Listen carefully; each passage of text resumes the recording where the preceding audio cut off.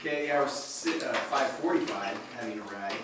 We're going to call the public hearing of the Sherman Village Board of Trustees to order. And Mr. Clerk, would you please call the roll? Trustee Gray? Yes. Trustee Hahn? He has an excused absence. Trustee Long? Yes. Trustee Rockford? Yes. Trustee Schultz? Yes. Trustee Tim? Yes. Village President Clapper? Yes. So, that's 6 members of the village board answering the roll. Quorum being established, we'll proceed with the order of business as set forth on the agenda. For the record, today's date is Tuesday, May 3rd of 2022. We're at the Sherman Village Hall located at 401 St. John Drive in Sherman, Illinois. Time is 5:45. Type of meeting is a public hearing of the Sherman Village Board of Trustees, and specifically this is the budget hearing. So, with that being said, we're going to move along in the opening to the Pledge of Allegiance. I ask everybody to stand, face the flag. Let's have Dead Man Walking, Chief Banger, lead us in the Pledge of Allegiance so that everybody knows that he is indeed alive, did not pass away in his sleep. I don't know if you guys know this, but there was a nasty rumor. Anyway, he's with us. I pledge allegiance to the flag of the United States of America and to the republic for which it stands, one nation, under God, indivisible, with liberty and justice for all. Thanks, Chief. Rick Pension, is he there? Still cooking. somebody Almost the same name. So, he's here. All right, we need to set the agenda. The agenda's been posted 48 hours in advance of the meeting in accordance with the Open Meetings Act. There can be no action or no changes to the agenda unless it's of an emergency purpose. So we don't need any action items or anything like that. Chair would entertain a motion to set the agenda. Is there a motion to that effect? Trustee Gray makes a motion. Is there a second? Seconded by Trustee Rockford. Mr. Clerk, would you please call the roll? Trustee Gray? Yes. Trustee Long? Yes. Trustee Rockford? Yes. Trustee Schultz? Yes. Trustee Tim? Yes. Okay, it's 5 members voting yes and none voting no. The agenda is set. So I want to now, at this time, officially open the public hearing on the fiscal year.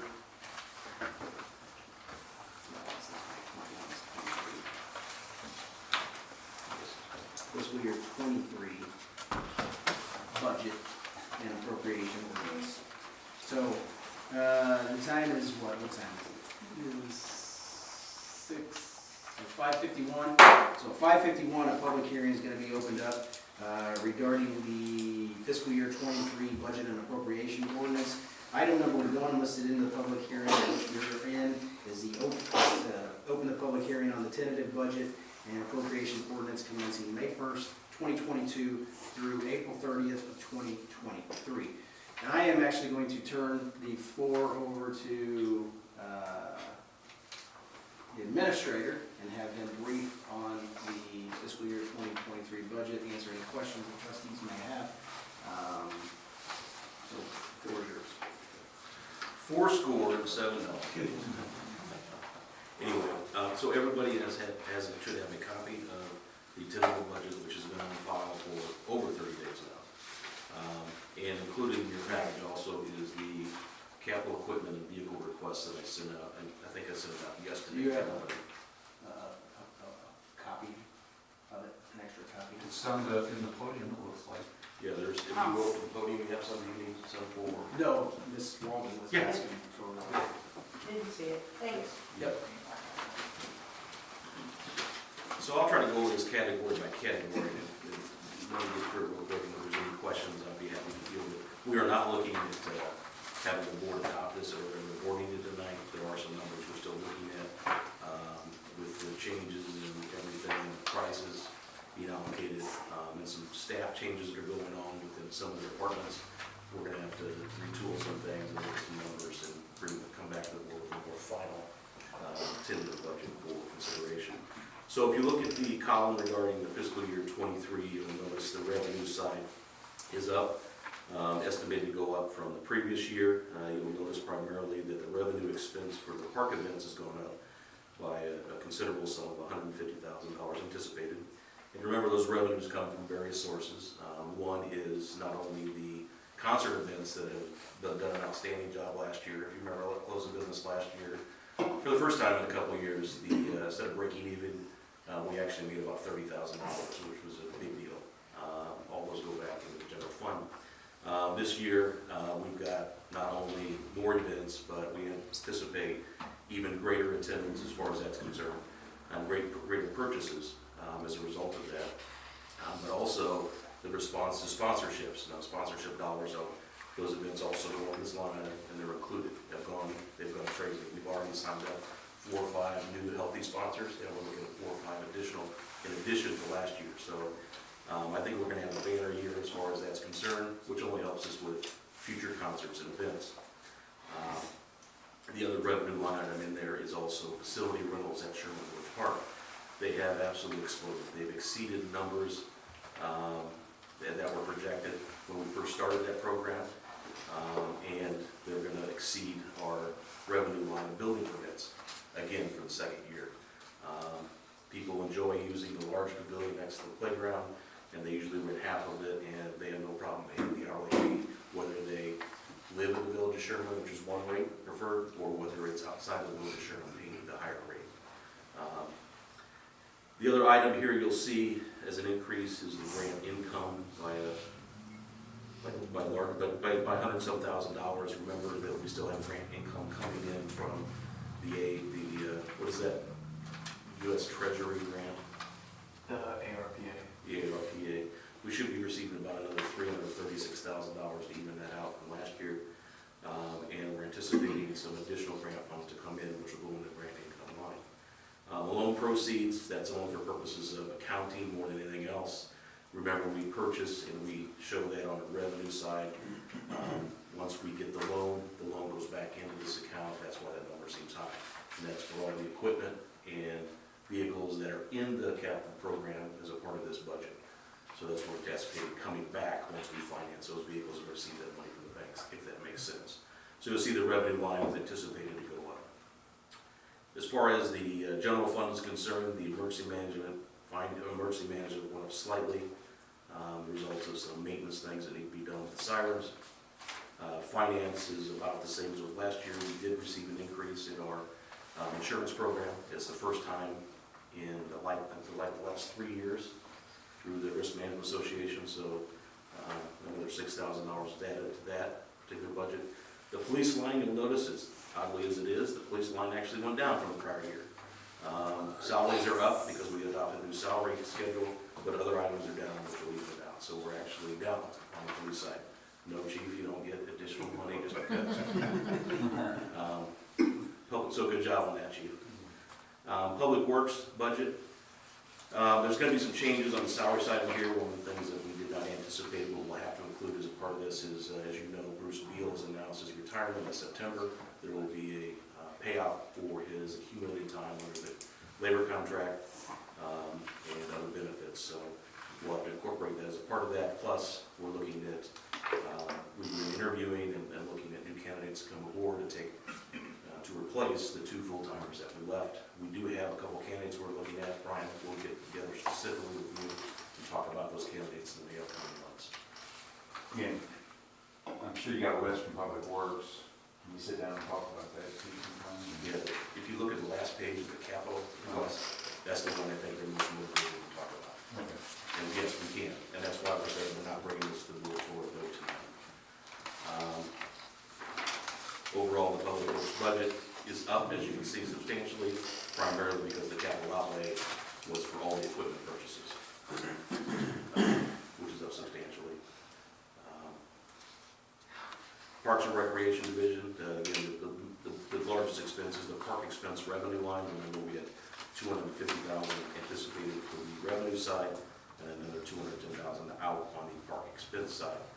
And we have some capital outlay items that we have in there as a part of the capital equipment budget for the park in the area of some equipment, and that's just for consideration at the board level when we start talking about capital equipment. Village administration has gone up from the prior year budget year.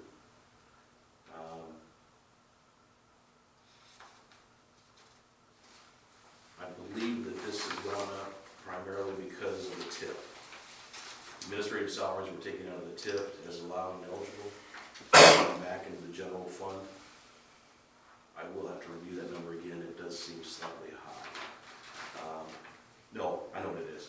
We anticipated the opening and operation of the splash pad for this year, which we specify as an administrative fee right now out of there.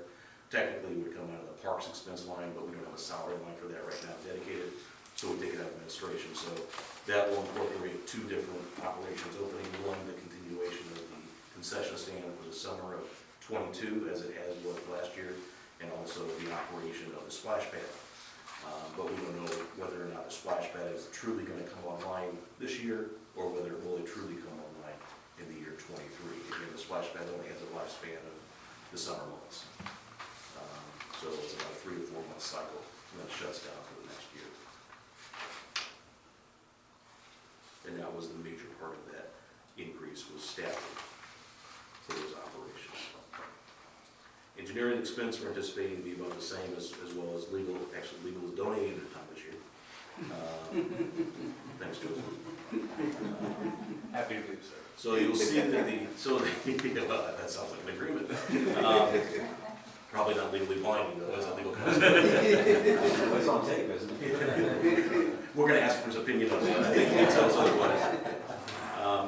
As far as the overall budget is concerned, if you look at the overall numbers, revenue versus expenses of the general fund, we're up about $300,000 from the revenue side, as anticipated. We are waiting for the last treasurer's report to come in for the close of the fiscal year '22. That'll give us a much greater indicator on how much cash is going to be carried forward from one year to the next, and what impact the actuals will have on the budgetary numbers we have here. So we want to take a closer look at that before we bring forth a final tentative budget to the board.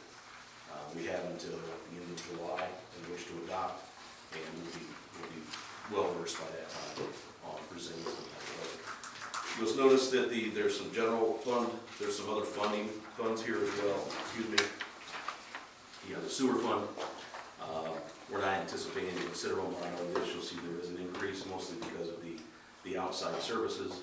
We're anticipating that with Bruce no longer being with us, we're probably going to have to go back to an older system that financially will cost us a little bit more money, and that is a third party coming in like Petersburg and performing some sewer upgrades as far as the grinder pumps are concerned and call outs. So we had to anticipate some of that.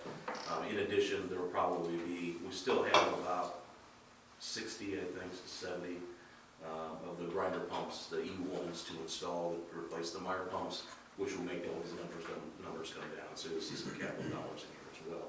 One thing I do want to point out on the sewer fund, though, it's been since 2016 since the village has increased sewer fund fees. Now, the sanitary district has been increasing fees on us since 2016 for both consumption, the total amount of quantity that we take, and also the number of users. And the village of Williamsville also has increased fees over that period of time, and we have not passed those fees on to any of the residents in the village of Sherman. So that means that overall, income-wise, we're doing fine as far as the revenue streams are coming in, but we're losing that incremental portion every year that goes by that we don't increase that. So one of the things that will be incorporated as part of this and as part of an ordinance is a recommendation to the board for an increase in those fees in order to, recapture those dollars, or at least to get back on a steady course. I think before the board, adopted annually increases in that in order to offset those additional costs charged by the village of Williamsville for the transactional work they perform, and that by the sanitary district for their additional fees that they've adopted. They do have a more formal schedule now, so we can project it better. So we'll come back with some ideas on how we can do that, which of course will rebuild that fund as well, which the fund is doing. The motor fuel tax fund is another special fund that we have. These are monies that are received from the motor fuel and our portion of that. It's running a pretty healthy balance. We take salaries and other supplies out of this, or all of our street lights throughout the entire village are paid through for this. Traffic signals as well are also paid through this particular fund. All road and street projects that we anticipate will also come in. It's mostly maintenance dollars. It's not new construction. New construction usually comes through a different fund, but these are all related to the streets and the roads. TIF, and you'll see the balances there associated with the TIF. As you know, the TIFs are expiring, actually one has expired. We still are receiving money for those for the next year out, and then the TIFs will naturally expire. As you know, the board adopted an ordinance back in, I believe, August or September of last year, reallocating all of the additional funds to specific or other projects within the TIF district in order to make sure that we're utilizing those funds for TIF eligible expenses, with a primary focus on the development of the Rail Point TIF, which is the park in that development there, which allowed us to purchase those remaining acres. We should have purchased the other acre. Anyway, as far as all that's concerned, are there any questions associated with any of that? Like under the sewer fund, Yes, sir. water expenditures, what are outside services, and why Yes. does that go up so much? Well, that's the one I was just talking about. Sorry if I was fast with it. Outside services is when we call Petersburg Plumbing up, and they come out and they have to service one of our grinder pumps that may have gone down. It may be that we need to jet out some of our. So it's like 141,000 more than last year, so. Right. Well, it also includes the Bruce, you're here? Yeah, what? I believe that fund also, that amount also includes the installation of the remaining grinder pumps. Bruce, how many we got left? I think we got 65 or 70 to go. So that will be, that line item is designated as going up because of that. It'll cost about, on average, how much would it cost per pump? About 1,800, Yeah, 2,000 a pump. yeah. So that those numbers will work out right there. 140,000. Yeah, yeah. And that's to finish up that program. Good question. What about the campus tax? We don't have any sales. No, we don't. Is We that just get a portion of what the state gets. Okay, is that the?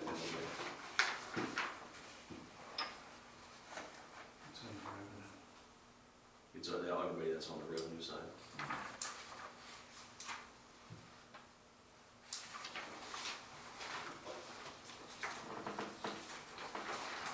Any questions on the capital equipment or vehicle side as well? Over here.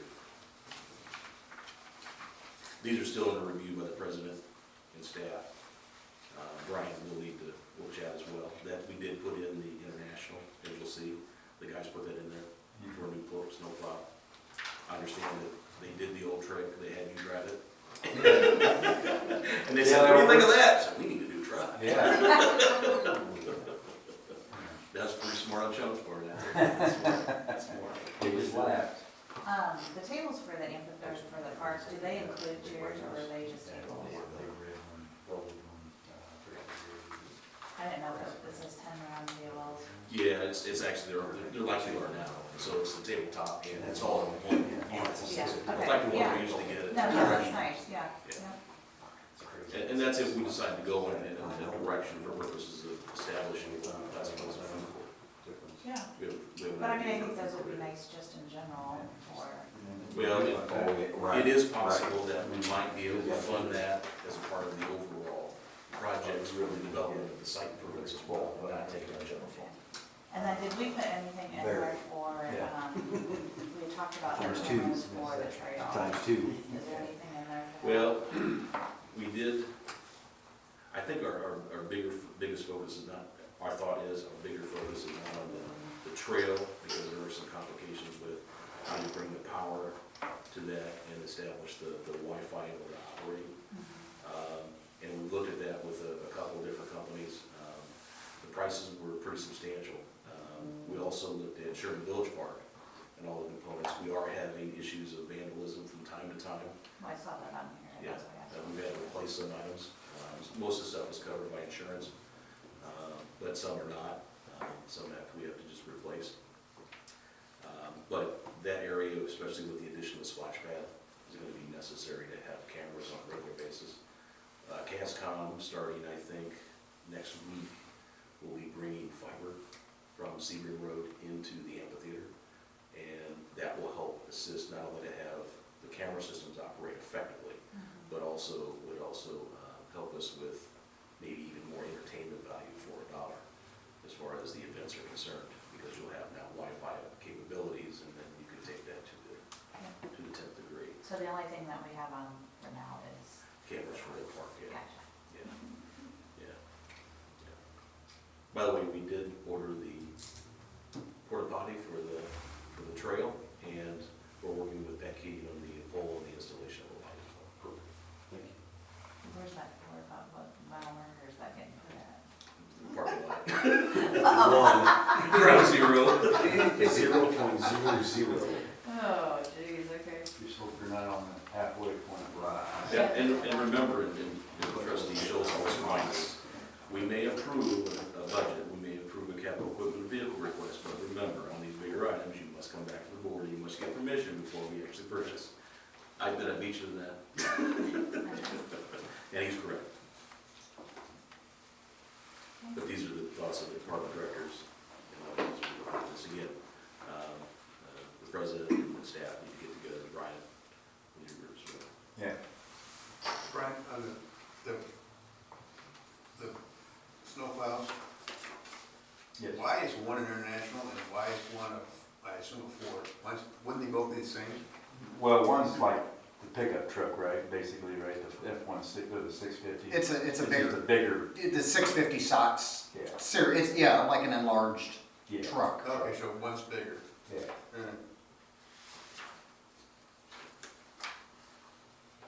It's crazy how the price is about the same. Availability's a year or two down the road too, so. Yeah.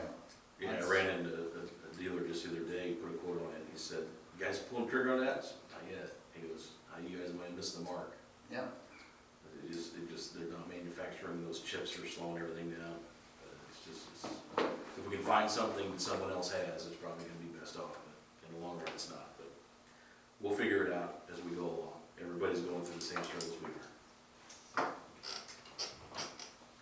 Now, one of the things I'll say about Public Works is not in here as a part of the capital project, and yeah, as everybody knows, we purchased the property, the old Seaman property, and we're yet to put together a site plan for that and the addition of potential new building and material storage areas, including this potential smaller size salt dome, or store material to do that. We will be approaching the board sometime with some type of site plan associated with that, and try to figure out ways in which to fund that as well, as far as that would be concerned. Obviously, Brian, you can't ever leave the board because we're gonna need your input on all of that. We'll see.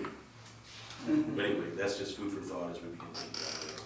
Plus our new village hall, it's not in here either, but it's what it is. And I have one more question after you said that. Under expenditures for sewer, it says rent expense village hall, what does that mean? Yes, we charge a lot of things back from the sewer fund that we're allowed to on the sewer fund, so when they're here, they can charge rent back, they pay that to us. So basically, that comes out of their fund, it comes right back from general fund. Okay. Sewer funds and MFT funds are restricted funds, you can only use them for certain specific purposes. That is an allowable expense, which means that we can take the money from the sewer fund and bring it back in the general fund and support the general fund. Just like salaries, you'll know the public works salaries are not actual, those are all inter-fund meet, because our guys work on sewers and so forth, we can charge sewer, a portion of our salaries towards sewer funds, which includes health insurance, pension, employment taxes, and things associated with So that. is that dependent on just square footage? Yes, Is that? yes, and current market rates. Good call. All right, any more questions for the budget director? Bill McCarty. Office of Management and Budget over here. Okay. I need a series of That hats. concludes the discussion on the public hearing. We're going to close the public hearing regarding, I guess I shouldn't even say I have a question.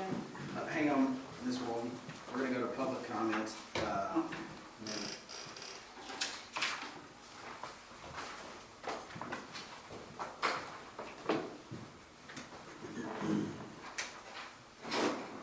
so I'll tell you what, if you want, I'm going to open the public hearing, and then, I know you said I didn't know that you didn't want to speak, but I'll open the public hearing. hearing, or the public comment period, and we'll answer your question or questions under that time frame. So let me do that really fast. Okay, so if there's no further discussion regarding the public hearing regarding the fiscal year 2023 budget appropriation ordinance, meeting the working group of the trustees, I'm going to move to the public comment period as listed on the agenda and recognize Ms. Walden for a question. The only question I had was with regards to the sewer fee going up. If Williamsville raises their sewer fee, how does that affect those of us who, our sewer fees go to Springfield Sewer District? Williamsville raising their sewer fee would not affect you. It does not raise yours. Okay.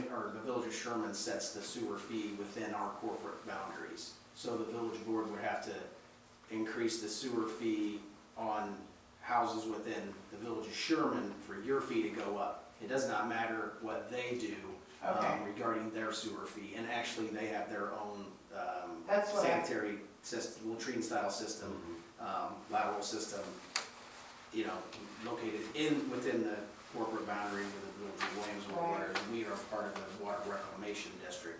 Now, we haven't increased fees since 2016, whereas we used to do it on a regular basis, just incrementally grab a little bit, but we've been able to manage that and felt that we could continue to get by for the last however many years.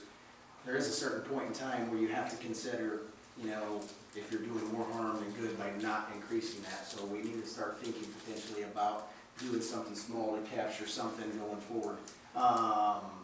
And the same with the administrative fee. Now, if they increase that on us, that's something that, you know, we can or don't have to pass along to the end user, which is the customer, who, and we've been absorbing that for some years now. Now, another reason why we increased sewer fees in the past was when they built the new sanitary district, and that was what, $200 million plant that they built there, and they had a 400% increase, I think, scheduled to go on the municipalities that participated in that. Obviously, we couldn't just absorb all of that, so in the years past, we did try to capture some of that as well to offset the additional fees for the construction bonds and the operation of that plant. So, but yeah, so that's how that works actually. Well, I read in the paper that Williamsville was raising their sewer fee, and they're also raising their water fee again. Well, if they raise the water fee, then that does impact us because they set the water rates, right? Yeah, that's correct. Yeah. Yeah. What a deal. So, yeah. When Williamsville came to Sherman years ago and said, hey, we're gonna do Springfield water, you wanna go in on it? And Sherman didn't, they were really wrong for not doing that, Yeah. so. Now, Williamsville's making us a deal on their water. All right, thanks. Thank you very much. So actually, that's going to conclude the public hearing components, or the public comment period of the public hearing. Is there any further business to come before the public hearing on the budget? Okay, seeing none, we need to adjourn this meeting. Again, we're not going to pass this in the next meeting. Is there a motion to adjourn? Trustee Tim makes a motion, seconded by Trustee Rockford. All in favor signify by saying aye. Aye. Those opposed? You guys have it. Public hearing is adjourned at, what is that, 6:18? Okay, so let's get moving on to the next. Sorry about that.